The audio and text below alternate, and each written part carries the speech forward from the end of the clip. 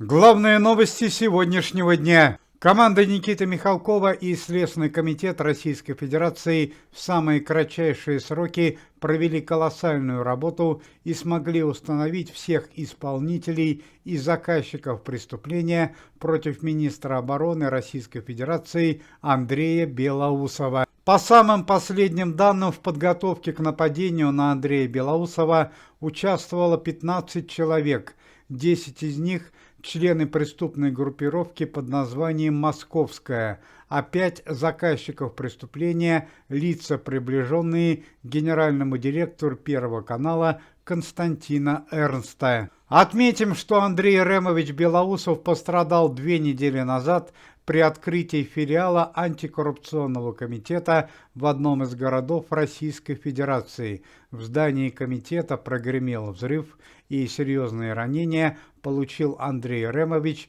и другие сотрудники организации. Дело взяли под личный контроль начальник службы безопасности комитета Евгений Пригожин и начальник Следственного комитета Александр Бастрыкин. Исполнители преступления были задержаны и наказаны еще ранее, а сегодня утром состоялся арест заказчиков преступления, который закончился самыми печальными последствиями. Арест производился в Москве в одном из центральных офисов канала НТВ. Все 5 заказчиков преступления были задержаны. 2 из них пытались совершить побег. По некоторым данным, им хотели помочь представители криминальных структур города Москвы. Однако скрыться преступникам не удалось.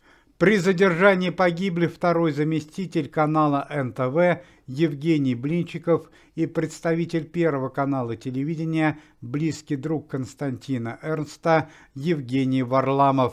Остальные 3 заказчика преступления уже через несколько часов после задержания были отправлены в следственный изолятор столицы. Ну а что касается здоровья Андрея Белоусова, то Андрею Ремовичу стало гораздо лучше. Его жизнь на данный момент находится вне опасности. Дочь известного актера, народного артиста России Михаила Боярского, Елизавета Боярская, оказалась в реанимации одной из больниц города Санкт-Петербурга.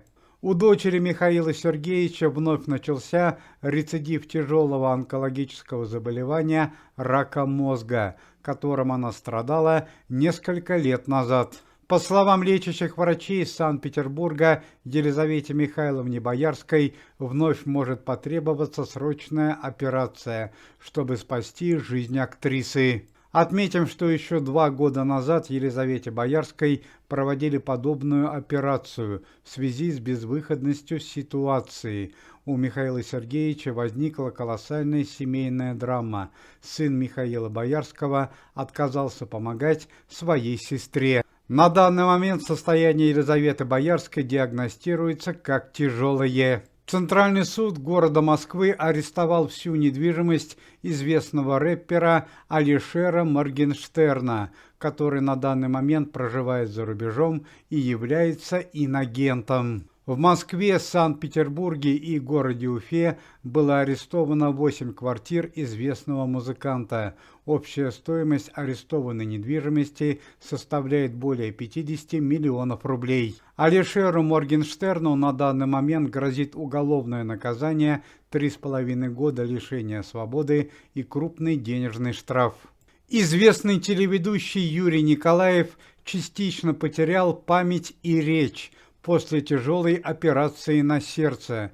На данный момент Юрий Николаев находится в реабилитационном центре. Состояние артиста тяжелое. Известный российский актер, главный герой сериала «Татьянин день» Артем Артемьев уже 3 недели не выходит на связь. Все телефоны известного артиста отключены и находятся вне доступа. На данный момент поиском артиста занимаются службы безопасности. Сегодня день памяти известного российского и советского актера Бориса Невзорова. Борису Георгиевичу в эти дни могло бы исполниться 75 лет. Напомним, что известный артист ушел из жизни 18 февраля 2022 года. Уважаемые зрители, если вы желаете выздоровления сотрудникам комитета и поддерживаете их деятельность, то можете поставить лайк под видео и написать поддерживающий комментарий.